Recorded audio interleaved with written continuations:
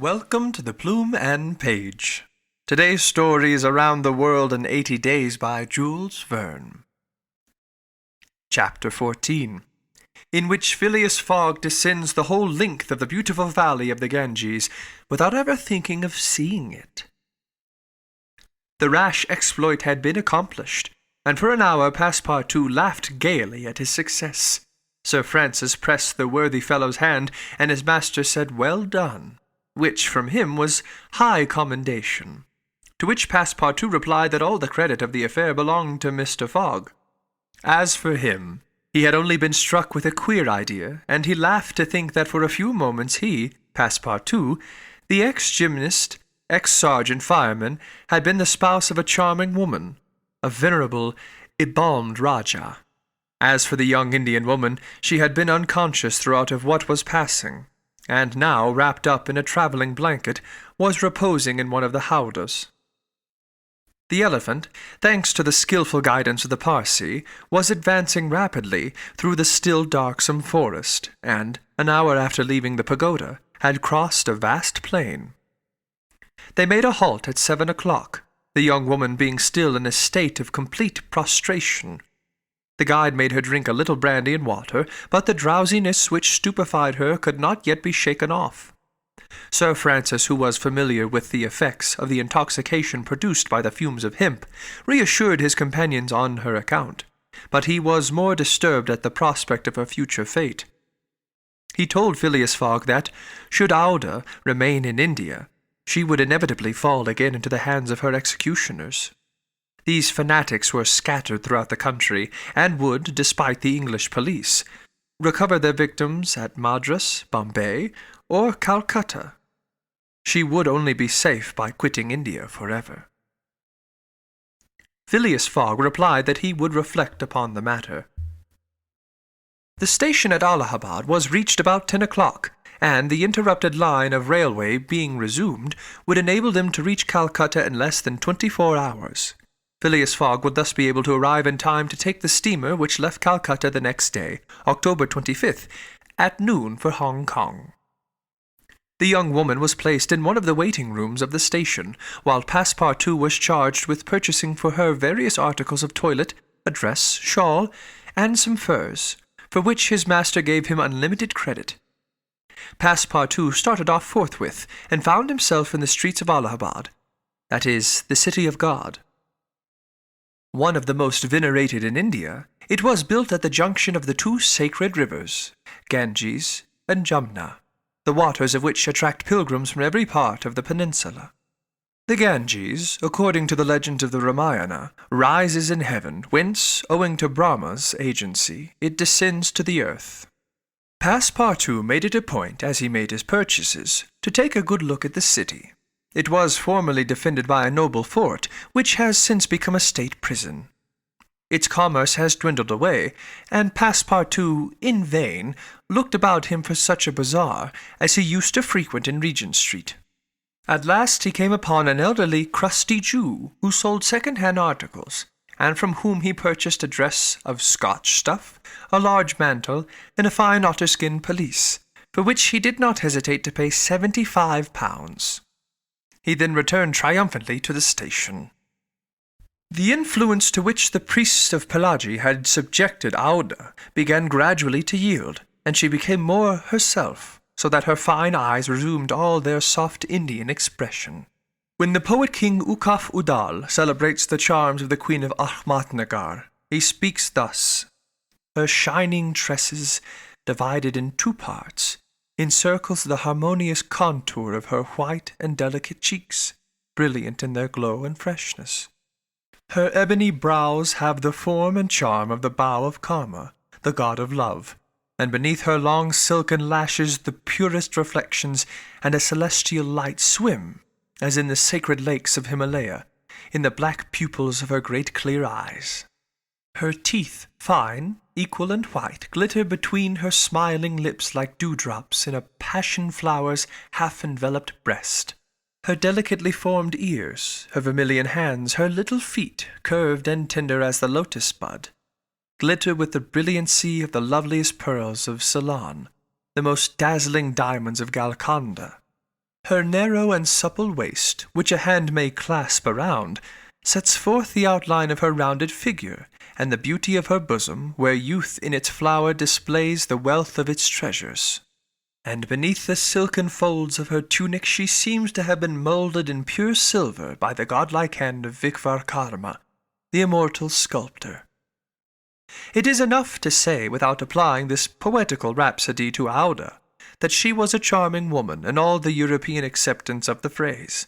She spoke English with great purity, and the guide had not exaggerated in saying that the young Parsee had been transformed by her bringing up. The train was about to start from Allahabad, and Mr. Fogg proceeded to pay the guide the price agreed upon for his service, and not a farthing more. This astonished Passepartout, who remembered all that his master owed to the guide's devotion. He had, indeed, risked his life in the adventure at Pelagi, and, if he should be caught afterwards by the Indians, he would with difficulty escape their vengeance. Keone also must be disposed of. What should be done with the elephant, which had been so dearly purchased? Phileas Fogg had already determined this question.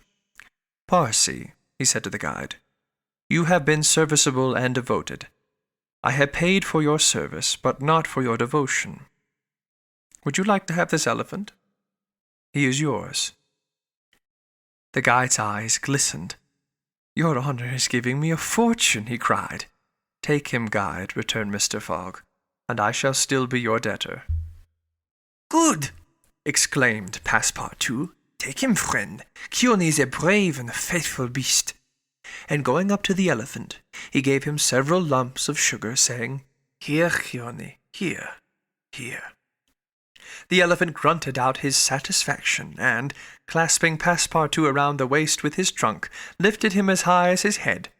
Passepartout, not in the least alarmed, caressed the animal, which replaced him gently on the ground. Soon after Phileas Fogg, Sir Francis Cromarty, and Passepartout, installed in a carriage with Auda, who had the best seat, were whirling at full speed towards Benares.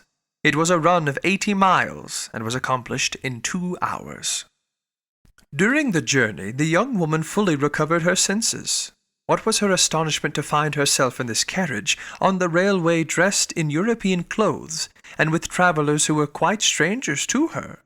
Her companions first set about fully reviewing her with a little liquor, and then Sir Francis narrated to her what had passed, dwelling upon the courage with which Phileas Fogg had not hesitated to risk his life to save her, and recounting the happy sequel of the venture, the result of Passepartout's rash idea. Mr. Fogg said nothing, while Passepartout, abashed, kept repeating that it wasn't worth telling. Auda pathetically thanked her deliverers, rather with tears than words. Her fine eyes interpreted her gratitude better than her lips.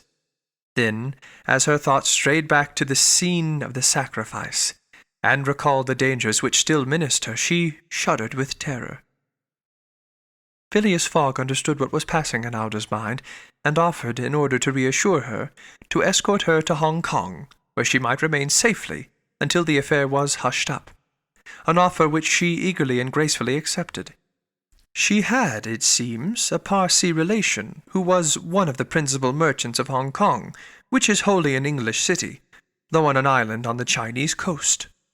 At 12:30 the train stopped at Benares. The Brahmin legends assert that this city is built on the site of the ancient Kasi, which, like Mahomet's tomb, was once suspended between heaven and earth. But the Benares of today, which the Orientalists call the Athens of India, stands quite unpoetically on solid earth. Passepartout caught glimpses of its brick houses and clay huts, giving an aspect of desolation to the place as the train entered it. Benares was Sir Francis Cromarty's destination. The troops he was rejoining were encamped some miles northward of the city. He bade adieu to Phileas Fogg, wishing him all the success, and expressing the hope that he would come that way again in a less original but more profitable fashion. Mr. Fogg lightly pressed him by the hand. The parting of Auda, who did not forget what she owed to Sir Francis, betrayed more warmth. As for Passepartout, he received a hearty shake of the hand from the gallant general. The railway, on leaving Benares, passed for a while along the valley of the Ganges.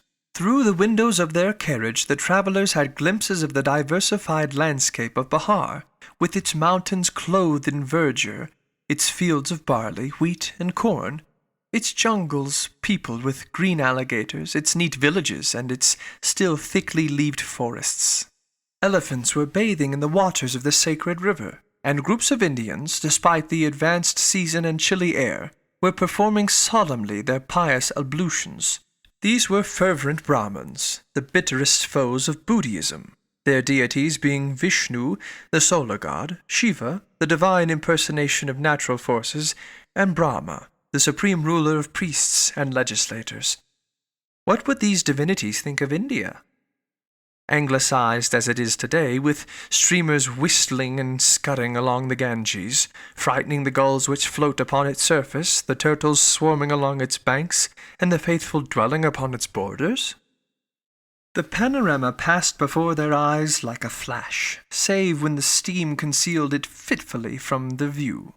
The travellers could scarcely discern the fort of Trupani, 20 miles southwestward from Benares, the ancient stronghold of the Rajas of Bahar, or Gazipur and its famous rose-water factories, or the tomb of Lord Cornwallis rising on the left bank of the Ganges, the fortified town of Buxar, or Patna, a large manufacturing and trading place where is held the principal opium market of India, or Mungir, a more than European town, for it is as English as Manchester or Birmingham, with its iron foundries, edge-tool factories, and high chimneys puffing clouds of black smoke heavenward.